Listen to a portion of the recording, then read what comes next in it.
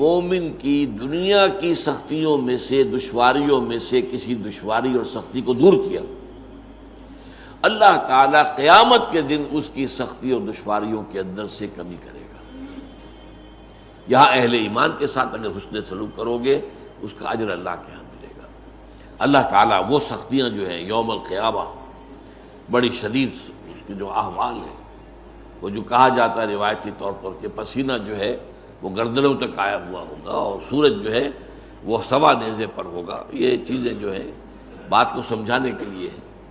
بہرحال اس وقت کی سختیوں کو اللہ تعالیٰ جو ہے آسان کر دے گا اپنے اس بندے کے لیے جو مسلمان بھائی کی، جس نے کسی سختی کو اور کسی تنگی کو اور کسی مشکل کو رفع کیا ہو۔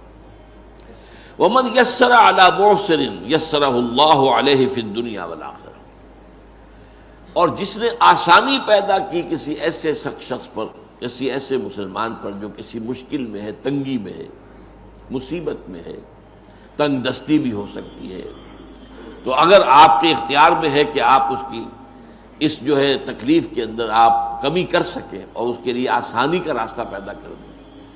یا مثلاً آپ نے کسی کو قرض دیا تھا اور قرض کی ادائیگی کا وقت آ گیا، اس نے کہا تھا 2 سال کے بعد میں دے دوں گا واپس، اب اس کی پوزیشن نہیں ہے، وہ کسی ایسی حالت کے اندر ہے کہ ادا نہیں کر سکتا، تو اب آپ آسانی کریں، یہ نہ ہو کہ اس کے سر پر سوار ہو جائے، بلکہ یہ کہ آسانی کر دیں۔ قرآن مجید میں تو جہاں سود کی حرمت کا حکم آیا وہاں یہ بھی آیا ہے وَإِن تَعْفُوا خَيْرٌ لَكُمْ۔ دیکھو، اگر